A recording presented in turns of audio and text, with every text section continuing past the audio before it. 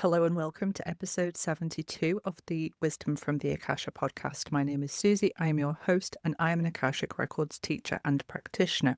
Today I'm going to be answering a listener's question. For those of you who don't know, there is a section on my website where you're able to submit a question for me to cover in depth here in a podcast episode, or you can simply put forward a topic that you would like me to do one of these podcast deeper dives into. So I will pop a link in the show notes to that.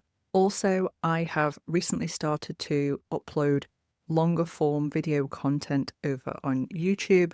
The podcast for the time being is going to stay audio only, but my intention behind the longer form content over on YouTube is allowing me to be able to do a deeper dive into specific topics. A lot of the time there are topics I want to discuss, there's things I want to get into that require a bit more of a deeper dive than, say, a 60-second clip on Instagram or TikTok. So my intention with the YouTube channel is where I do have bigger topics that I want to get into and I want to be able to explore that bigger topic. They're going to be posted over in YouTube, so I'll put that link in there as well. Last but not least, I have my next free Akashic Records workshop date available for booking over on my website. If you weren't able to make the last one live and you do want to come along, it's going to be in September, so just make sure that you're registered for that, and I look forward to seeing you there.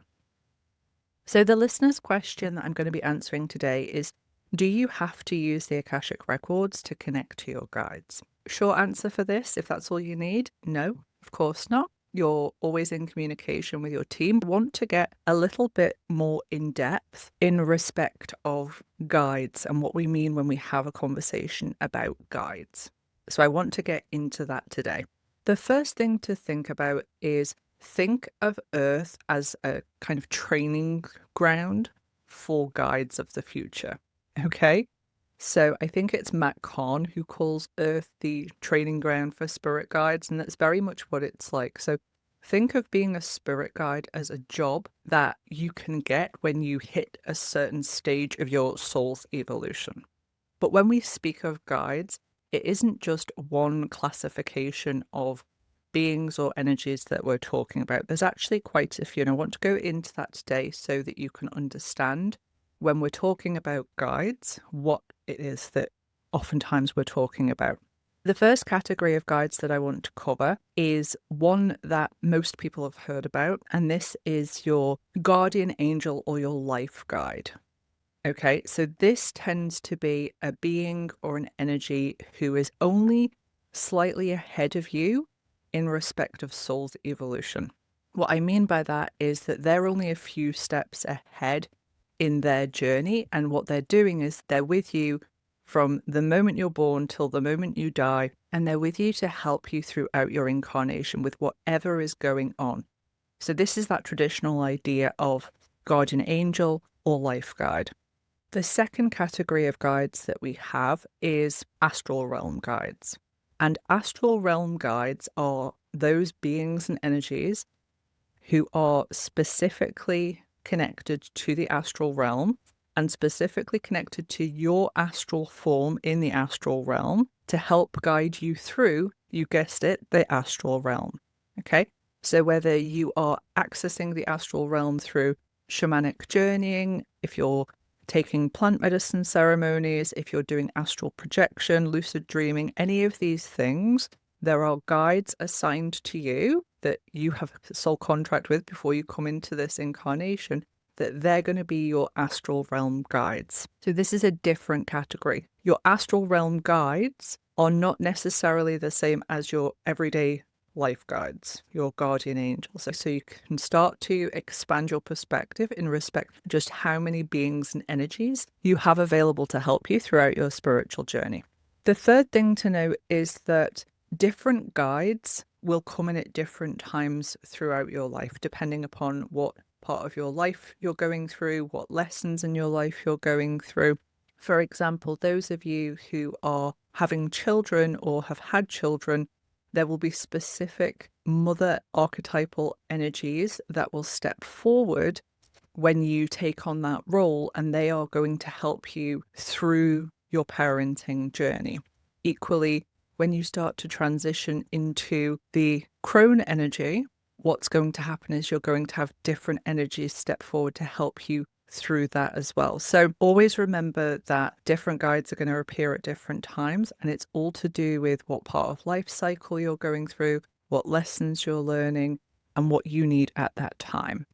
The fourth thing to note is that oftentimes your guides, or what you think are your guides, are actually different aspects of the self. So they're different aspects of you from higher realms, from higher dimensions. Okay. This is a topic that we're going to get into in the membership at the end of June, because this is very strongly connected to what's known as the spiritual hierarchies. So if you want to understand more about these different aspects of self and spiritual hierarchies, get signed up for the membership. I'll pop the link into the show notes. But I find a lot of the time when we connect into different people's guides, actually it's just a version of themselves from a different timeline, from a different dimension, from a different realm. And you're actually able to work with that different aspect of yourself. You may not know that it's you. They may look differently to how you look in this current physical form, but from a technical perspective, it's actually a different aspect of yourself. And then number 5, of course, we have the Akashic Records guides. And traditionally, these are called your masters, your teachers, and loved ones. And masters, teachers, and loved ones is a term used to delineate the different roles and the different dimensional perspectives that your guides in the Akashic Records have. Your guides in the Akashic Records come from a whole host of different energies, different dimensions, different realms. And there can be, of course, crossover between your other guides that we've covered here today and your Akashic Records guides. But think of being an Akashic Records guides as a specific job. So as I said earlier, we can think of spirit guides as being a job, something that we take on when we've finished the incarnational cycles here on Earth. We've evolved past the need to incarnate here on Earth. Think of the Akashic Records as just being a specialization, if you will, and not specialization as in better than other spirit guides, but specialization as in specifically focusing on working as an Akashic Records guide. I hope this has given you a little bit of an overview as to all of the different types of guides that there are. Now, I would urge you to go and listen to a couple of other podcast episodes I've done. The first one being an episode I did about communicating with your spirit guides. When we have conversations around spirit guides, we must always remember discernment and resonance. So I'll put that episode into the show notes as well, because you always have to remember is guides will guide, they will not instruct. They will never impede upon your sovereignty. So they will help, they will nudge, they will guide, they will try and point you in the right direction, but ultimately they're never going to impede upon your free will. Another thing I want you all to know from this conversation today, and to realize from this conversation today, is you have a whole team of beings and energies helping you here who are from the evolutionary stream of consciousness, helping you on your journey. I know it can feel really difficult when you're on your spiritual journey. I know you can feel very alone, but I promise you, every single person has this whole host of different beings who are there, willing and able to help you on your journey. Okay, and the third thing I want you to understand is that if you're just starting your journey communicating with guides, it can take time. You're going to need to have a little bit of patience. You might not get a direct answer to start with, but be open to how you're going to receive the guidance, okay? So you may be thinking of something and you may be asking your guides for help on a specific topic, and you may think, okay, I'm not receiving anything. But then you meet a friend for coffee and that friend recommends a book to you, and in that book is the answer to your question. That's your guides at work. So be open to how they're going to deliver the information, be open to receiving the answer, and just always remember to have that discernment, that resonance question in the background. No true guide ever minds you questioning them or asking certain things. They don't have a superiority complex. They're going to be very patient with you. So your job is just to be patient with them in respect of being able to receive the guidance that all of these beautiful energies and beings have for you. I hope you've enjoyed this episode, and I look forward to seeing you next week for the next episode.